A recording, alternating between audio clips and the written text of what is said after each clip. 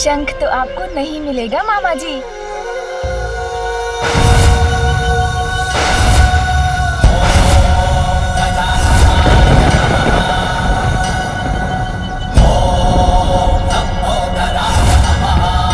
मेरा शंख। शंख तो गया मेरे उदर में।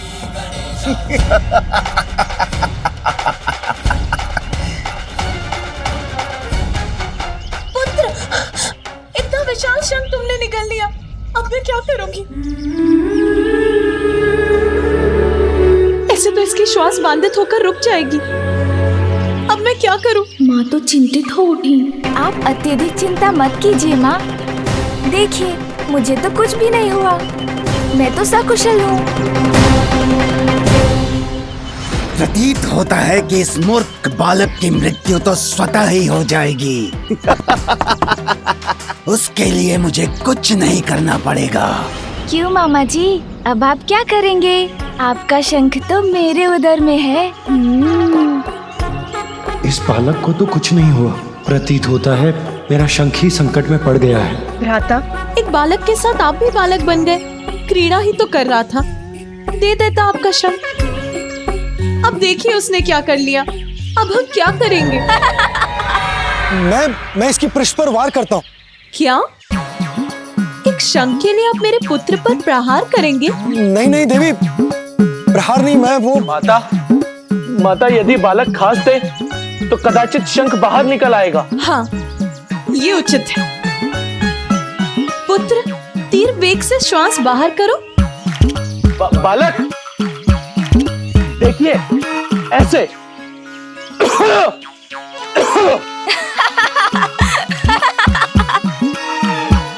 नंदी, इससे भी उत्तम उपाय है मेरे पास।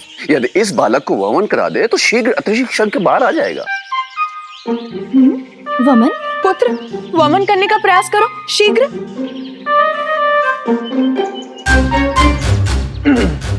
बालक, देखिए, इस प्रकार।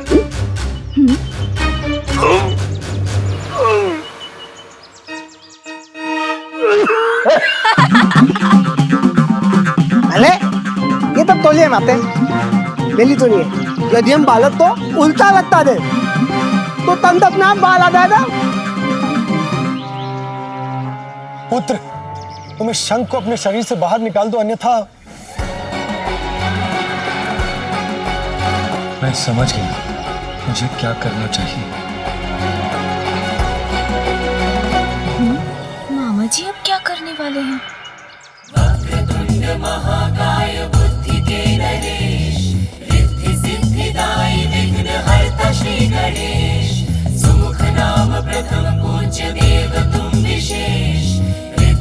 ये क्या प्रभु? जग को जो पाले, जो सबको तारे, आज विवश पार्वती सुत से हारे। उठक बैठक सुमुख सम करते हरि, मुदित देव देवी गण देखे सभी।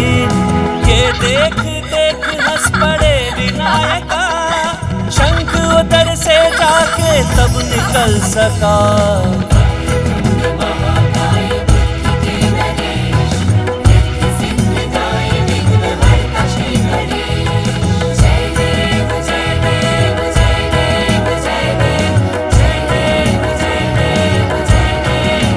शंख। सब कुशल तो है, कोई अहित तो नहीं हुआ ना? नहीं ना।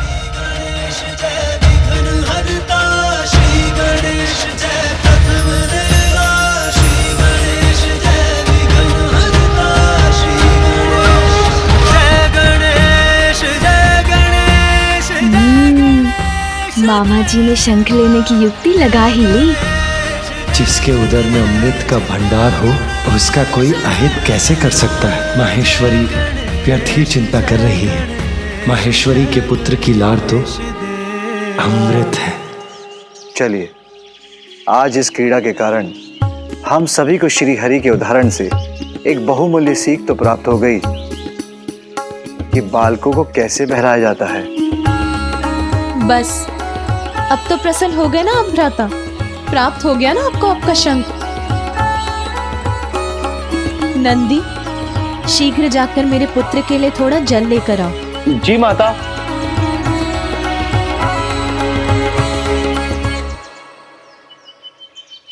कितना आनंद आया ना मामा जी। मुझे तो आपका शंख बहुत भा गया।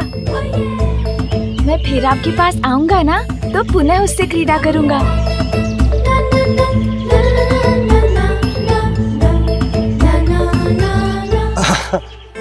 अवश्य पुत्र, क्यों नहीं? नहीं नहीं, कोई आवश्यकता नहीं है। मेरे पुत्र की नटखटता को बढ़ावा मत दीजिए। यदि पुनः उसने शंख को निगल लिया तो? किंतु इसमें मेरी क्या भूल है? चलो तुम अब, आज के लिए बहुत हुआ। अब तुम्हें निद्रा कर विश्राम करना है पुत्र।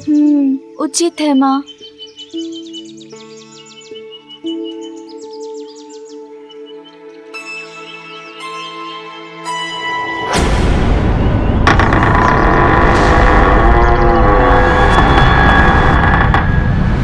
बालक को मनाया जाता है, ये मानती हूँ मैं, किंतु भ्राता श्रीहरि तो अपने भांजे के साथ स्वयं ही बालक बन गए। शंख ही दे दिया उसे। देना ही था तो कोई और क्रीड़ा की वस्तु दे देते। अब मैं भी अपने पुत्र के लिए ऐसी अनेकों क्रीड़ा की वस्तु लाऊंगी। माँ की गोद में आए विघन हरता। माँ, वो इतने रंग बिरंगे वस्त्र क्यों है यहाँ?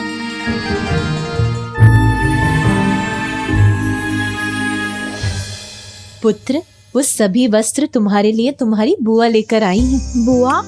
हाँ पुत्र, देवी सरस्वती तुम्हारे पिता की बहन है, इसीलिए वो तुम्हारी बुआ हुई, और उनके स्वामी ब्रह्मदेव तुम्हारे फूफा जी। माँ, अर्थात हमारे और भी संबंधी हैं? हाँ पुत्र, और भी संबंधी है हमारे। चलो अब सो जाओ।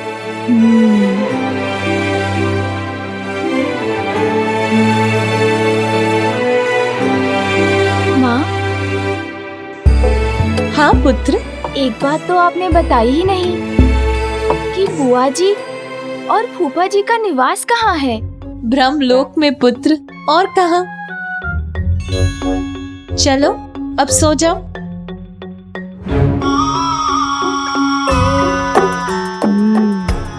अच्छा, ब्रह्मलोक, वहाँ भी मुझे जाना ही होगा।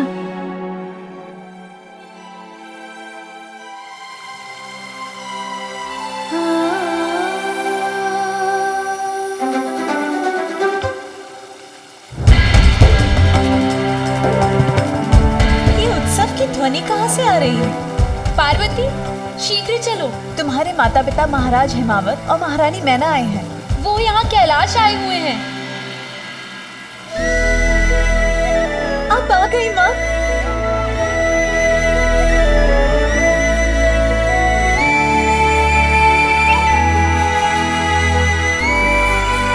प्रणाम पिताश्री।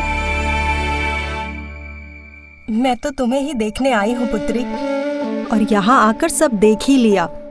मैं कुछ नहीं बोलूंगी, किंतु दिखाई तो सब दे ही रहा है ना। जमाई जी तो अपने ध्यान में ही लीन रहते हैं, और सांसारिक कार्यों में कहाँ उन्हें आज तक कोई रुचि रही है। और यहाँ का सारा कार्यभार हमारी पुत्री पर ही तो आ पड़ा है। नहीं माँ। हाँ हाँ, समझ गई मैं कुछ नहीं बोलूंगी। नाती के जन्म की सर्वाधिक प्रसन्नता उसकी नानी को ही होती है, फिर मैं और प्रतीक्षा कैसे कर सकती थी। आइए माँ।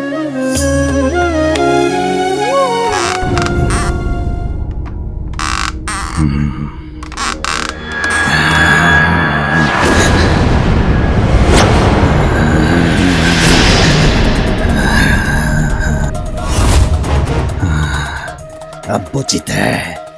एकाकी है ये बालक, निद्रा मग्न है।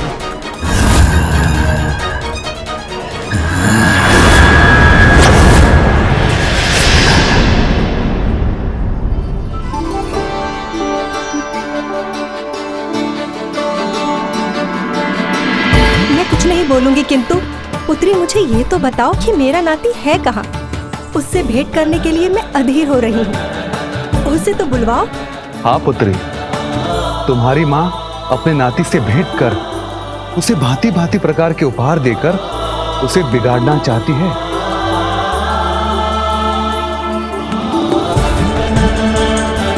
जया, विजया, मेरे पुत्र को शीघ्र यहाँ लेकर आओ।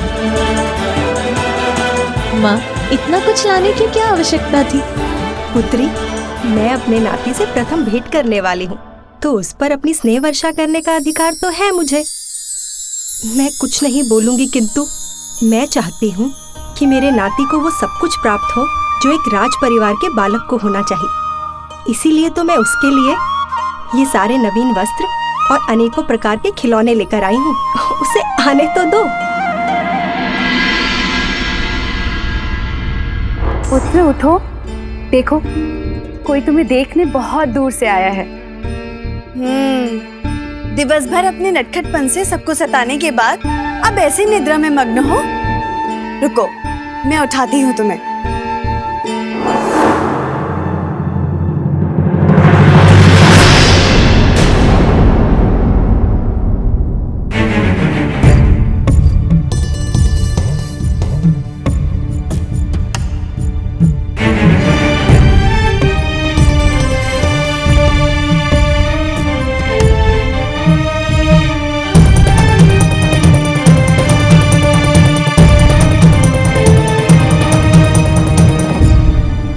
जया, विजया, मेरा पुत्र कहाँ है?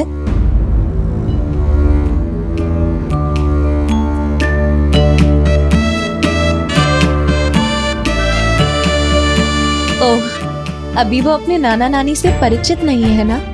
कदाचित इसीलिए उसे यहाँ आने में संकोच हो रहा है ना? इसीलिए नहीं आया ना तुम्हारे साथ? रुको, मैं ही अपने पुत्र को यहाँ लेकर आती हूँ।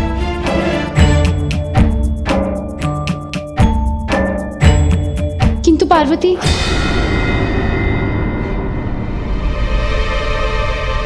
तुम्हारा पुत्र अपने कक्ष में नहीं है।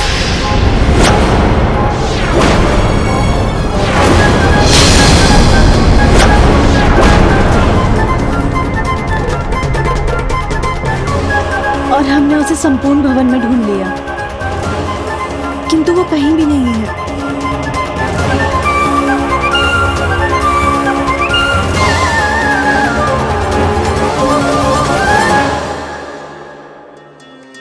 किंतु ये कैसे संभव हो सकता है? वो अपने कक्ष में नहीं है और संपूर्ण भवन में भी नहीं है। इतना छोटा बालक कहाँ जा सकता है फिर?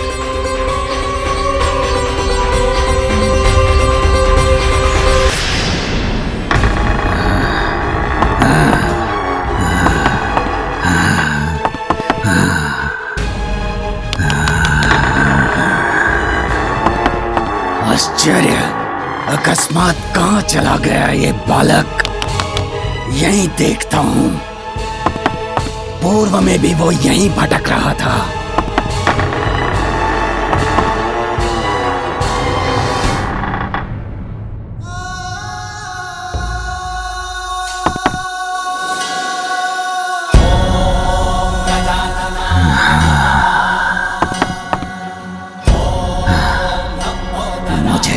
बाहर लाने की आवश्यकता ही नहीं पड़ी बालक। अरे वाह, ये तो स्वयं मेरे जाल में आ फंसा। टक टका टक टक। तुम तो स्वयं मृत्यु की ओर खींचे चले आए। आओ बालक आओ, और अपने कौल के हाथों में समा जाओ। टक टका टक टक। वज्रांतक के ये हाथ आतुर हैं तुम्हें मसल कर तुम्हारे प्राणों को हरने के लिए।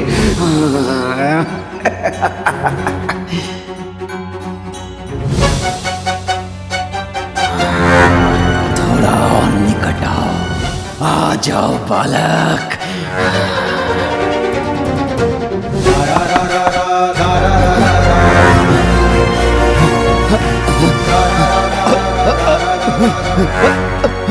कैसा है ये अंधकार? अंधकार में तो डूबना था इस बालक के जीवन को। उस पर पड़नी थी मृत्यु की भयावह काली छाया, किंतु इस अंधकार ने तो मेरी ही दृष्टि बाधित कर दी।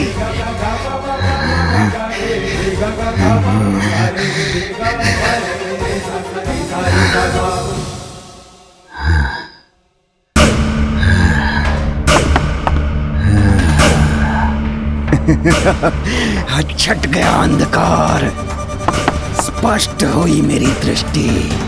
टक टका टक टक।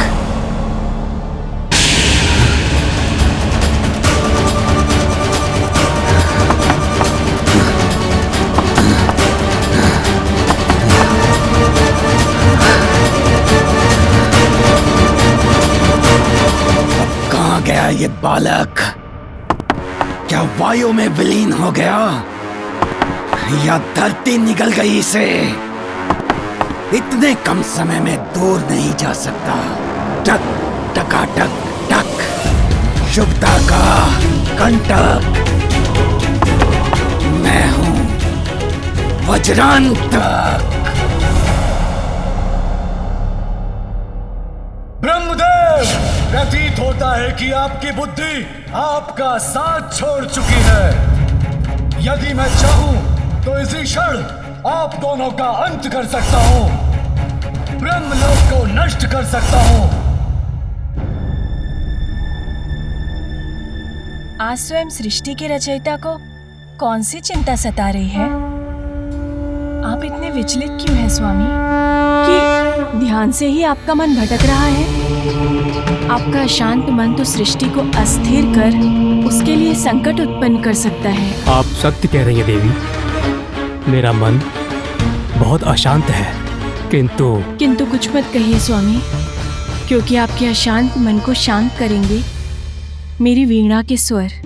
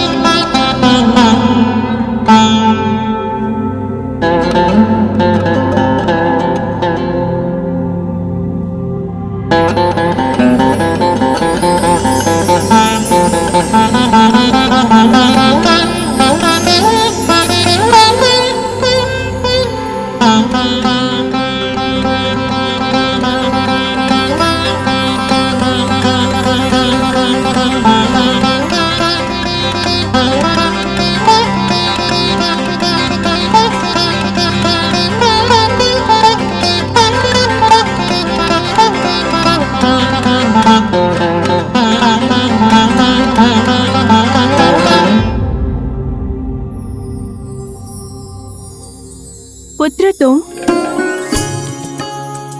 देखिए स्वामी, हमसे भेंट करने के लिए कौन आए हैं? स्वयं पार्वती नंदन। प्रणाम फूफा जी। कल्याण हो पुत्र। प्रणाम बुआ जी। कल्याण हो पुत्र।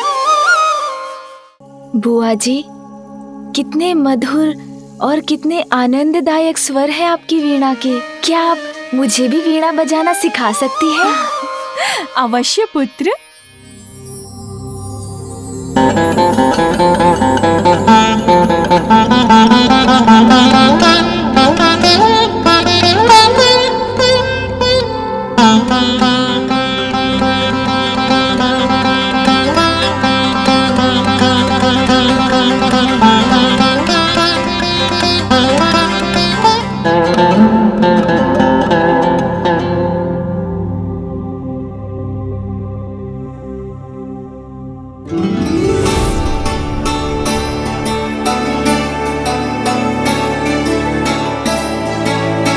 संकोच मत करो पुत्र, जैसा उचित लगता है वैसा स्वर छेड़ो। तुम शीघ्र सीख जाओगे और मुझे पूर्ण विश्वास है कि तुम मुझसे भी उत्तम संगीत की रचना करोगे।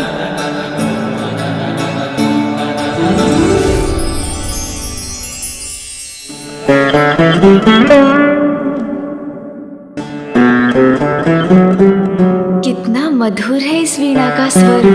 मुझे तो बहुत आनंद आ रहा है।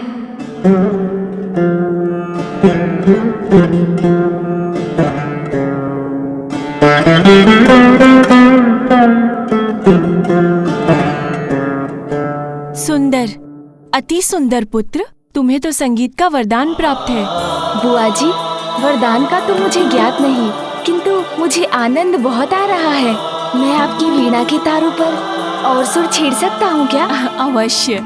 इतना सुंदर संगीत उत्पन्न कर रहे हो तुम। अभी रुक क्यों गए? इसी प्रकार से बजाते रहो और आनंद आएगा तुम्हें। बजाओ।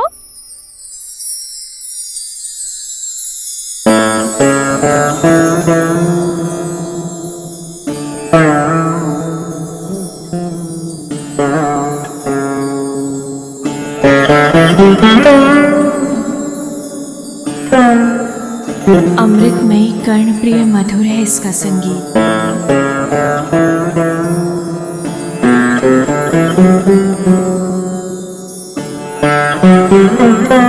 अद्भुत, असाधारण, अवश्य किसी दिव्य शक्ति का प्रतिरूप है ये बालक।